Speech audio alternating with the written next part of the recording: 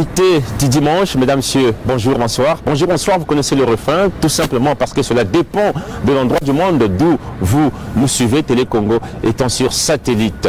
2013 fait partie dorénavant du passé, mais du passé ne faisant pas totalement table rase parce qu'il y a bien des signes positifs de l'année antérieure que nous sommes appelés à ramener en 2014. 2014 est là, eh bien, il se donne à nous, donnons-nous à cette année 2014. Pour cette édition, je vais dire cette émission, nous parlerons du dossier des biens mal acquis, un dossier que une bonne partie de l'élite intellectuelle africaine sur la place parisienne pense que c'est un non-dossier, c'est un non-sens. Nous vous parlerons de ce petit bilan des activités menées du côté de la rue Vano, donc à la galerie et librairie Congo, et puis nous vous parlerons de cette cérémonie de présentation de vœux du club 2002 pur sur la place de Paris. Invité dimanche, une fois de plus, nous vous disons bonjour, bonsoir et bonne année.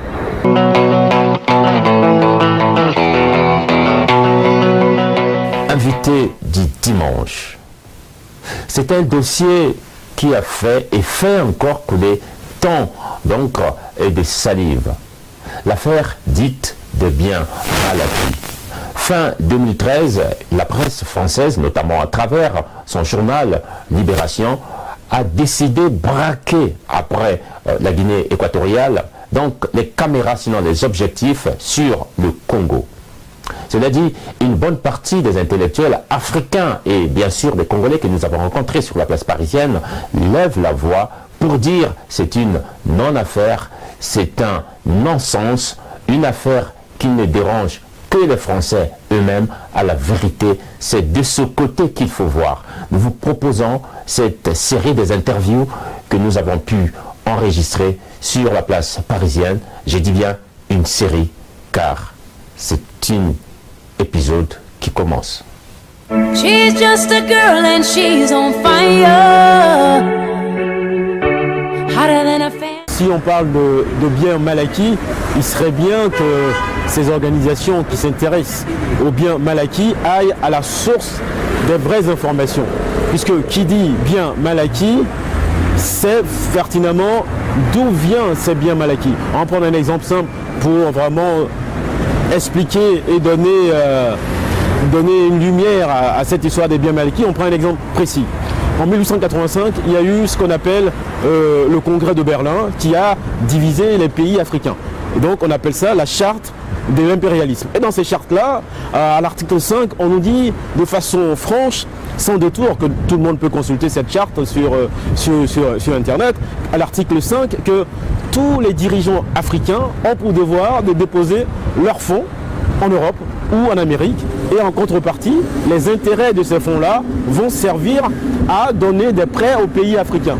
Donc là, on a un exemple concret des biens mal acquis. Ceux qui ne veulent pas le faire, comme on a vu pour certains chefs d'État africains, mais ils ont été limogés du jour au lendemain parce qu'ils voulaient faire le bien à leur population, garder leur argent dans leur pays, mais ils se sont vus, ou ils se sont manu militari, vus opposer des rébellions qui naissent du jour au lendemain. Deuxièmement, on a le président Thabo Mbeki, un président qui a gouverné l'Afrique du Sud, a sorti un rapport l'année dernière, mais en réalité, 35% de corruption en Afrique sont dus au réseau mafieux.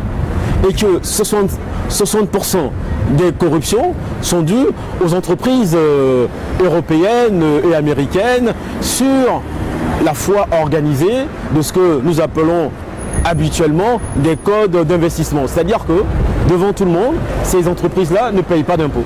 Et ils font venir des fonds ouvertement devant tout le monde, ici, dans les banques françaises, dans les pays comme Monaco, comme le Liechtenstein, et de façon, Luxembourg, et de façon visuelle devant tout le monde. Et on se rend compte que ces associations ne s'intéressent pas à ces fonds, mais qui sont réels, qu'on peut contrôler. Et deuxièmement, 5% seulement des malversations sont dirigés vers ce que nous appelons les dirigeants africains. Mais ces 5%, qu'est-ce que c'est ces 5%? C'est ce qu'on appelle les codes d'investissement. Si ces entreprises-là ne payent pas d'impôts, si on va prendre par exemple le cas de Madagascar, où ils ont par exemple sur 5 ans, ils ne payent pas d'impôts, sur 5 ans, ils ne payent même pas l'immobilier. Donc cet argent-là, il part où? il part forcément ici, dans les banques françaises, et après, il retourne. Donc si ces associations veulent vraiment s'intéresser à ce qu'on appelle des biens mal acquis, mais il faut s'intéresser à ces entreprises-là qui prennent des sous aux pays africains et qui les ramènent ici. Donc, c'est un faux débat, c'est un faux problème. Le vrai problème, c'est de savoir qu'est-ce que font ces entreprises en Afrique et qu'est-ce qu'ils font de cet argent-là. Mais ces associations s'en prennent également aux chefs d'État africains.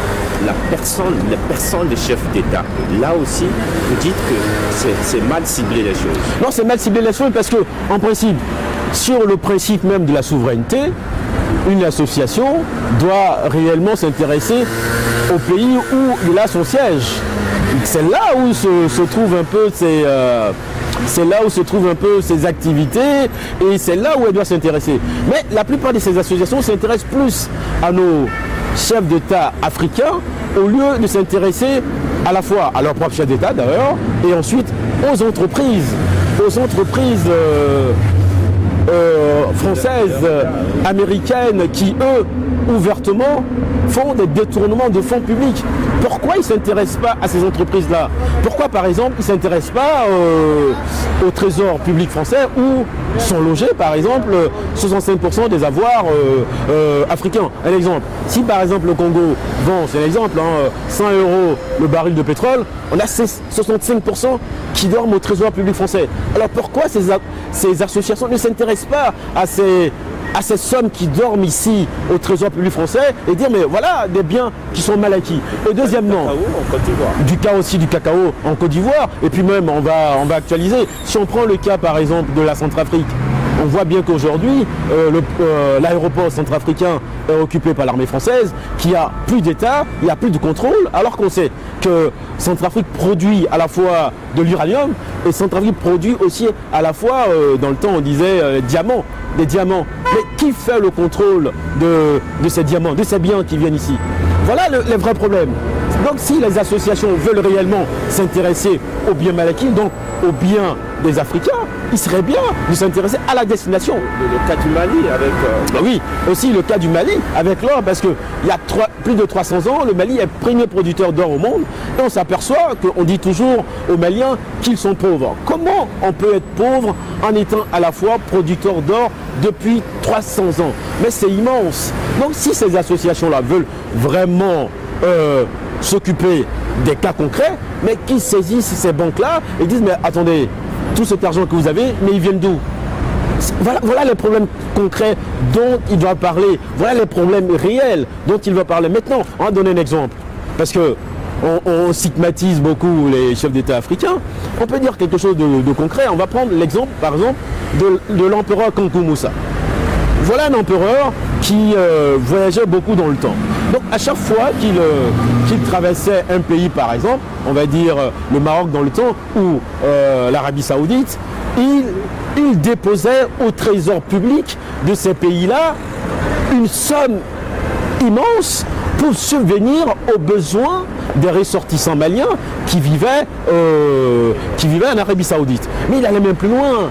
Il a été jusqu'à racheter la Kaaba, racheter la Mecque à l'époque, avec des titres écrits pour dire qu'il faut maintenant que j'administre ce coin puisque tous nos ressortissants viennent ici pour faire le pèlerinage. Donc voilà des rois africains qui ont montré qu'effectivement on peut déposer ici dans les trésors étrangers des sommes d'argent pour subvenir aux besoins de nos ressortissants. Donc voilà des chefs d'État qui ont prouvé, qui ont fait en sorte que en fait, la diplomatie que nous connaissons aujourd'hui ait vraiment de sens. On stigmatise beaucoup les chefs d'État africains, bien mal acquis. Pourquoi à chaque fois ce sont des juges français, des juges européens qui vont forcément aller juger des cas africains? Il y a aussi un problème de souveraineté. Donc ça, il faut réellement le régler. Il faut faire en sorte que quand il y a cas, il faut que ça soit à la fois jugé en Afrique et que les Africains eux-mêmes se saisissent là de ce cas-là pour faire en sorte que leurs biens restent leurs biens, mais à chaque fois ces biens-là viennent ici. Et au-delà de tout ça, qu'est-ce qui se passe?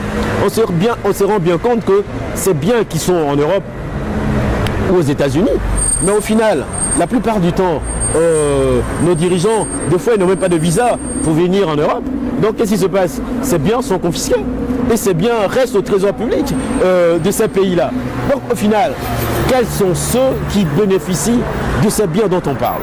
Ces biens dont on parle bénéficient au pays d'accueil. Transparency, par exemple, qui parle des biens mal acquis, il serait bien qu'on ait des débats contradictoires et qu'on leur dise où se trouvent réellement les biens mal acquis, hein, pour que réellement on les traite ensemble. C'est ça le problème. Donc il faut maintenant que les Africains eux-mêmes abordent ces sujets-là avec objectivité, avec lucidité et de dire que on en a marre des leçons. Le pétrole, par exemple, quels sont ceux qui ont géré le pétrole au Congo, au Gabon depuis plus de 40 ans? C'est bien les entreprises françaises qui les ont gérés. Mais comment ils ont acquis ce pétrole-là? Est-ce que les contrats ont été transparents? Voilà les sujets réels dont il faut parler. Il faut mettre la bonne transparence dans les contrats, faire en sorte que ces pays-là aient un retour sur leurs biens. Les dirigeants africains, en fait, on leur met la pression pour qu'ils obéissent. Au lieu de travailler pour leur population, on leur met de la pression pour amener leur argent ici. Donc, nous disons à ces associations-là que s'ils veulent réellement s'intéresser aux biens des Africains, qu'ils aillent à la source. Qu'ils aillent à la source des vrais biens, le pétrole, le cacao, les diamants, de l'or. Tous ces biens-là sont les biens mal acquis qui dorment ici au trésor public des pays européens, alors que la plupart du temps, si on veut parler par exemple du café ou du cacao, il n'y a pas de caféier ici, il n'y a pas d'arbre de café dans ces pays-là. Mais n'empêche que tous les matins, ils boivent du café sans se rendre compte, mais d'où vient ce café-là? Est-ce qu'il a été bien acquis ou mal acquis? Nous estimons qu'il a été mal acquis puisque les prix sont décidés à Londres. Les prix sont décidés à Londres. Donc si les prix sont décidés à Londres, par conséquent, le producteur de l'autre côté, il n'a rien. Donc, on boit du café mal acquis et on ne se pose pas des questions sur ce café mal acquis. Donc voilà un peu ce faux problème mal acquis. Nous, comme on dit, c'est un peu un divertissement. Il faut qu'ils arrêtent ce divertissement et qu'ils respectent les pays africains. Le respect, il est réciproque. Et c'est dans la réciprocité qu'on a des rapports apaisés. Des biens qui seraient mal acquis, alors que ces biens viennent dans ces pays-là et ils sont bénéficiaires. On va parler d'un exemple, par exemple, la Samaritaine, où le colonel Kadhafi a pratiquement tout racheté. Mais aujourd'hui, qui parle de la Samaritaine? Personne n'en parle. Hein? Quels sont les actionnaires de la Samaritaine? Personne n'en parle. Ça va faire bientôt 3 ans quand même que j'ai publié un article parlant des biens mal acquis à l'époque. Hein. C'est dommage qu'on en parle encore aujourd'hui parce que c'est un dossier pour moi qui est totalement vide. Aujourd'hui, les projecteurs semblent être braqués principalement sur le président de la République du Congo, hein, pour ne pas le nommer. C'est tout à fait lamentable parce que nous avons vu le yo-yo qu'il y a eu au niveau de la plus haute juridiction française, hein, où la Cour, où il y a eu la Cour de cassation qui est revenue sur ce que la Cour d'appel avait déjà lancé comme décision, tout simplement pour dire que ce dossier est vide parce que ça concerne des biens soi-disant mal acquis, mais qui ne sont pas prouvés. La juridiction est en fait à charge et à décharge. Nous attendons toujours des preuves, des soi-disant comptes au nom de Denis Sassou Nguesso, hein, le président de la République, bien sûr, et également les biens dont on parle. D'accord ? Je ne veux pas mélanger les dossiers concernant les autres chefs d'État africains, mais je vais plus principalement m'appesantir sur celui du Congo-Brazzaville. Voilà, c'est tout à fait dommage parce que déjà, depuis 2011, je disais que s'attaquer en la personne du président de la République, c'était s'attaquer à l'institution même du Congo. Donc c'est s'attaquer aux Congolais. Cette affaire qui est une non-affaire, met en exergue, je crois, certaines choses qui ne sont pas dites. Hein? Il faut aujourd'hui dire les choses telles qu'elles sont.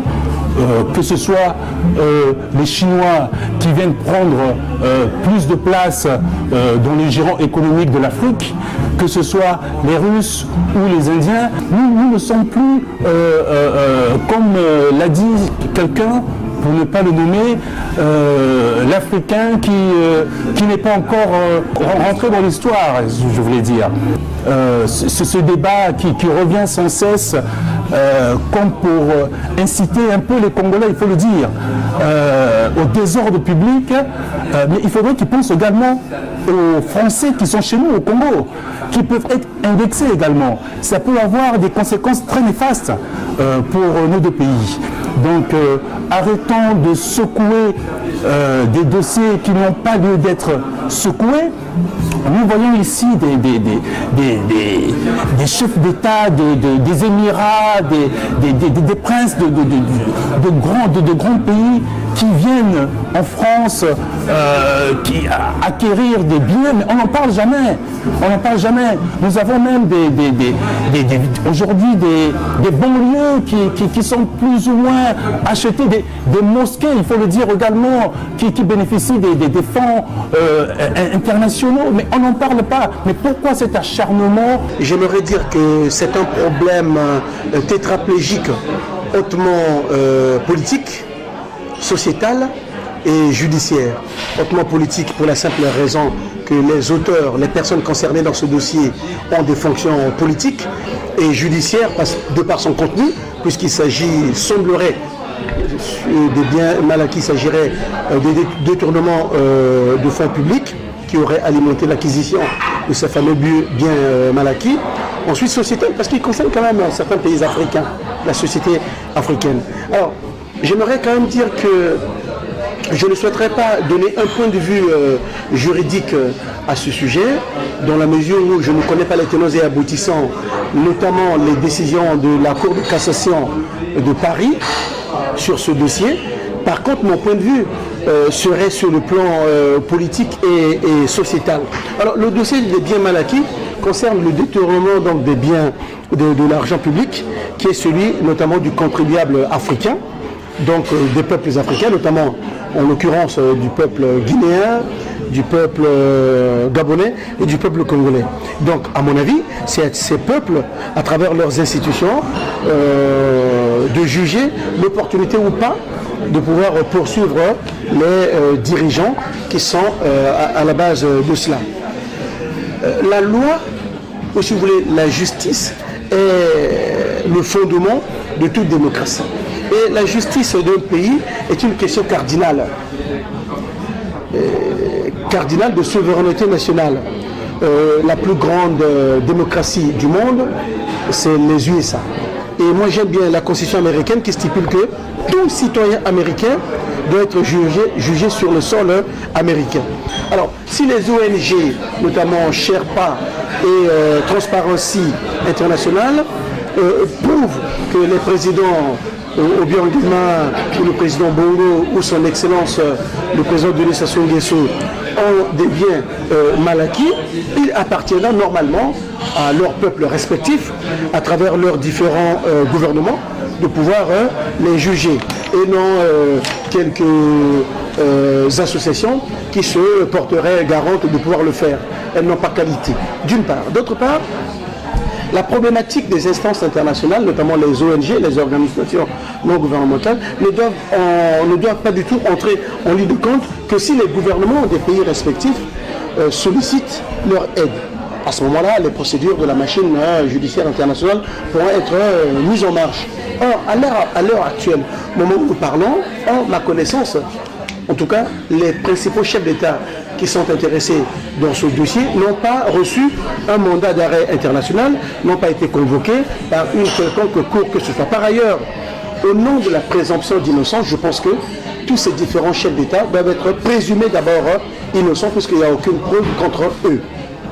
Alors, si la France et les ONG, telles que Sherpa et Transparency International, veulent être actives dans ce dossier des biens dits mal acquis, à ce moment-là, sur la sollicitation des pays respectifs, ils pourront toujours être actifs. Mais Il serait intéressant de se poser un certain nombre de questions sur ce dossier. La première question qui me vient à l'idée, c'est de savoir pourquoi n'attaque-t-on pas en justice les différentes institutions bancaires et financières dans lesquelles l'argent de ces fameux biens mal acquis aurait transité. Ces institutions prélèvent des agios et des intérêts bancaires là-dessus, suite aux différentes transactions financières afférentes à ces sommes d'argent. Pourquoi on ne les attaque pas, ces institutions? Deuxième question, et pourquoi on n'attaque pas, on ne traduit pas en justice les différents intermédiaires financiers, puisque ces fameux biens mal acquis correspondent à ces fameux biens mal acquis, des sommes énormes. Donc il y a des intermédiaires financiers qui sont là. Pourquoi on ne les attaque pas? Les principales banques occidentales, pourquoi ne sont-elles pas traduites en justice?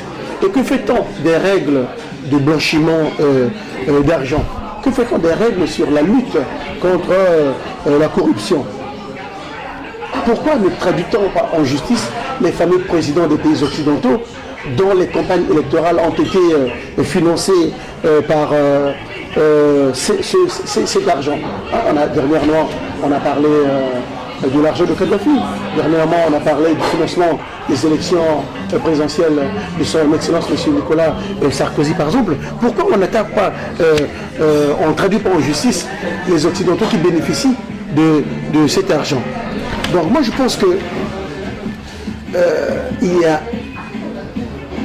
des aspects beaucoup plus importants en France auxquels devrait analyser Sherpa ou Transparency International. Exemple, la France connaît aujourd'hui une crise profonde. Le taux de croissance tourne autour de 0%. Le taux de chômage à plus de 10% de la population active française. Nous sommes au jour d'aujourd'hui à plus de 3 300 000 chômeurs. Donc au lieu de donner d'abord des leçons de bonne gouvernance aux Africains, Sherpa et Transparency International devraient d'abord balayer devant leur propre porte. Mais les biens mal acquis, pourquoi on ne traduit pas en justice, par exemple, les riches saoudiens qui achètent tout le parc hôtelier de Paris à des sommes très colossales? Ce n'est pas des biens mal acquis? Pourquoi on ne les attaque pas en justice, ces Saoudiens-là? Et pourquoi cela ne constitue pas un problème au niveau de la morale des Occidentaux? Au nom de quelle loi? Au nom de quoi? Au nom de qui peut-on transposer la compétence d'un problème africain sur le sol européen?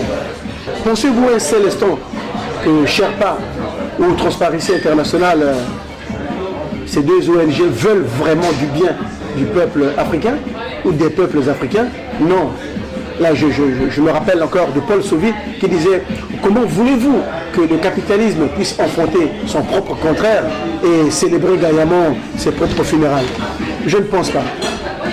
D'ailleurs, on peut rappeler aussi que pourquoi Sherpa et Transparency International ne s'intéressent pas à la guerre qui existe entre M. Vincent Bolloré et M. Jacques Dupuy-Doby pour l'acquisition des principaux ports des pays africains. Cet argent-là, ces biens-là, ces différents ports-là, demain, on va nous dire aussi que c'est des biens mal acquis ou bien des biens bien acquis. En quoi les gigantesques et pharaoniques biens des Émirats proches orientaux sont-ils des biens bien acquis, mais ce n'est pas des biens mal acquis? En vertu de quoi? Par rapport à quels critères? Et si on compare les niveaux de développement économique de l'Afrique francophone avec le développement économique de l'Afrique anglophone, je pense qu'on peut légitimement se poser la question de savoir qui a contribué via la traite négrière, via l'esclavagisme, via la colonisation, à la paupérisation de l'Afrique francophone. Ce n'est pas bien la France. Moi, je me dis que nos chefs d'État, ils sont restés pendant quelques années au pouvoir. Ils ont bel et bien la possibilité d'avoir un appartement, 2 appartements dans les pays étrangers, comme son Excellence M. Nicolas Sarkozy a aussi des appartements à l'étranger, son Excellence M. Jacques Chirac a aussi des appartements à l'étranger. Donc moi je pense que par rapport à la fonction qu'ils ont et à leur salaire et aux différents avantages qui sont liés à la fonction présidentielle, ils peuvent se permettre d'avoir 1, 2 appartements dans quelques pays européens. Donc ce n'est pas du tout des biens mal acquis. Voilà. ce que je peux dire là-dessus, et il appartiendra à ce que nous puissions échanger et discuter au regard de ce que je viens de dire.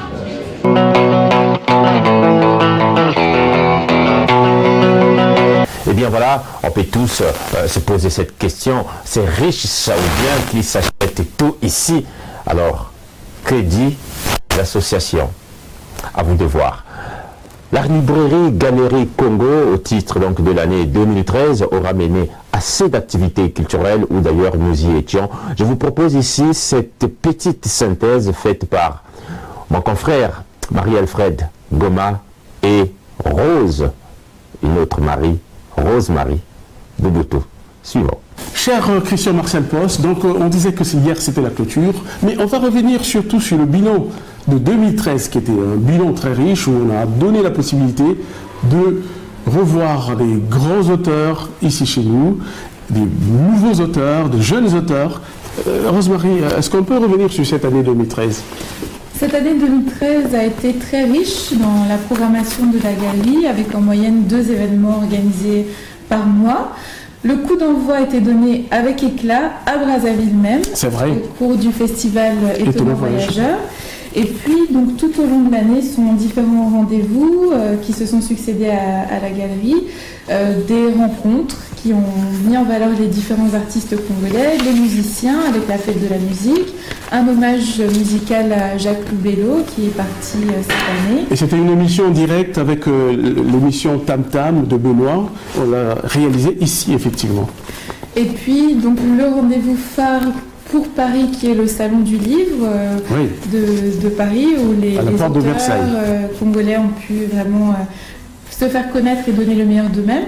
Et puis des rencontres donc, autour de la littérature toujours, avec la découverte de la nouvelle scène littéraire congolaise, des hommages aux anciens, dont Sonny Laboutancy, et puis les pères fondateurs de la littérature congolaise, avec la rencontre 60 ans de littérature 60 ans. congolaise. Initiée par l'association Agora. Et nous saluons au passage d'ailleurs Aimé Yengue, qui est le président de cette association.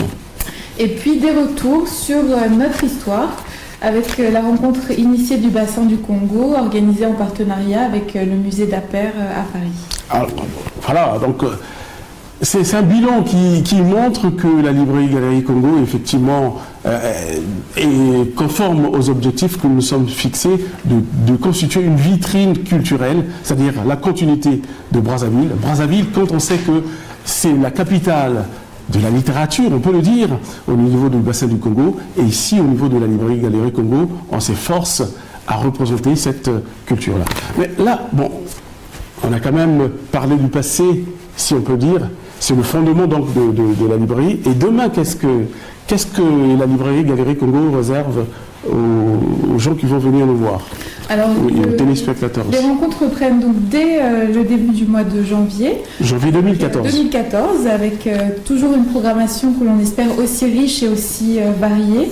Donc le premier rendez-vous, c'est une rencontre autour de Chikaya Otamsi, donc une figure vraiment phare de la littérature congolaise, à l'occasion de la sortie chez Gallimard du premier tome de l'anthologie de ses œuvres. Puis, Par Boniface Mongoboussa. Passé par Boniface Mongoboussa. Une rencontre autour de la BD du bassin du Congo, qui est aussi très riche, et une rencontre autour de la jeune scène cinématographique congolaise.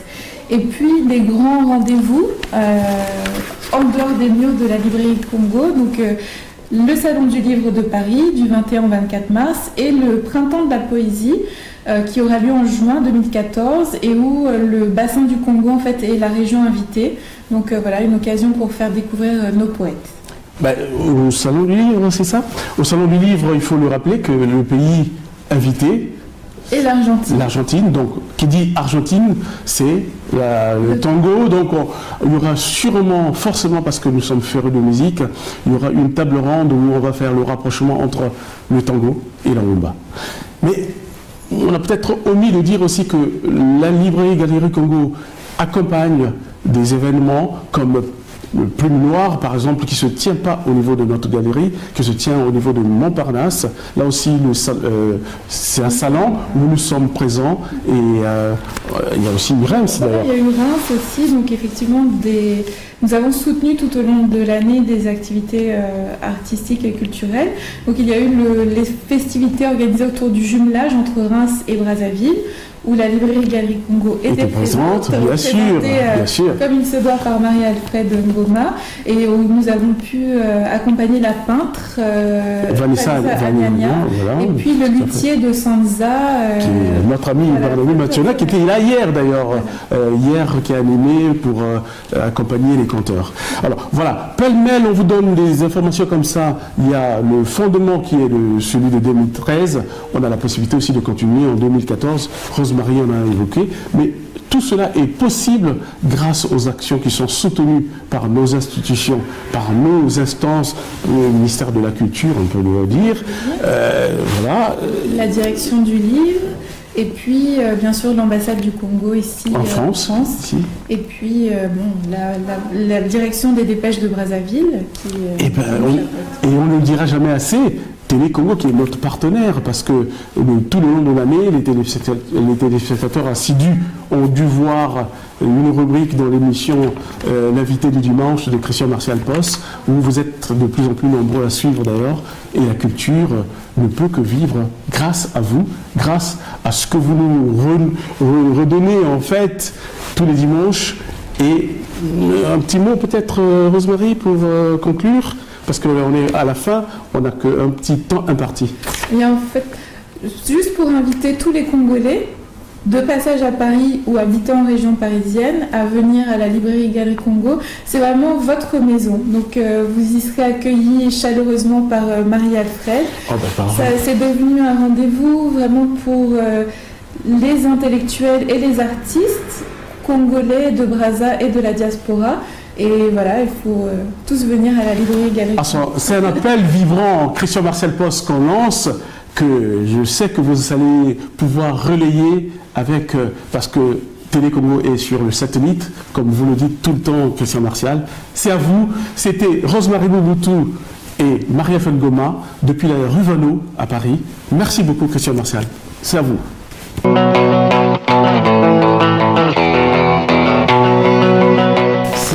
Réellement une question de bonnes mœurs. Le club 2002 Pur aura tenu sa rencontre en guise de présentation de vœux. Alors, je vous propose la plume alerte de Vanessa Ngema. Elle fait partie de l'équipe de l'invité du dimanche. L'un des partis les plus déterminants malgré les vents politiques dans le microcosme politique congolais de nos jours, celui-ci a toujours résisté pour exister réellement. Le club 2002 Pur n'a jamais quitté son adresse parisienne, mieux nous dirons sa base parisienne. Après une année riche en action à Brazzaville comme à Paris, les membres du club 2002 Pur, Fédération France-Europe, se sont donc retrouvés le samedi 28 décembre au restaurant Fleur d'Afrique, situé dans la ville d'Aubervilliers en région parisienne, pour un point sur l'ensemble des activités menées par le parti. Ce, en présence de Juste Mondélé, porte-parole du parti, et Bernard Bruno, président du département de France-Europe. Durant la soirée, d'abord, une synthèse des activités menées par le parti au Congo ainsi qu'en France ont été énumérées. En fin d'année 2012, nous avions dit que 2013 devait être une année de visibilité de notre fédération au sein de Paris, au sein de la France et au niveau de l'Europe. Et bien entendu, nous pensons que cette visibilité, ce projet qui nous tenait à cœur s'est fait honorablement. Et la preuve en est, lors de différentes arrivées, de séjours de notre président de la République, la Fédération France-Europe du club, évidemment, a toujours répondu présente à ces moments. La Fédération, au niveau de l'Europe, nous avons d'abord la première mission de réflexion. Nous sommes un cercle de réflexion apportant un autre tonus au niveau du parti sur le plan national, donc au Congo. Alors nous allons pour 2014 essayer à notre manière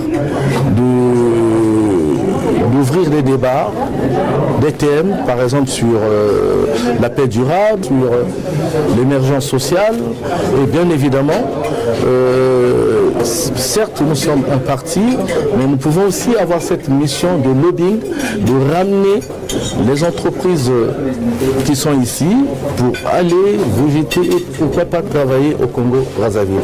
Cette séance de travail a été ensuite l'occasion pour le parti d'énoncer déjà quelques perspectives de 2014 et les bonnes mœurs voudraient, en pareille circonstance, la phraséologie de Willy Nguesso, président du parti, retentisse par le biais de son Missi Dominici.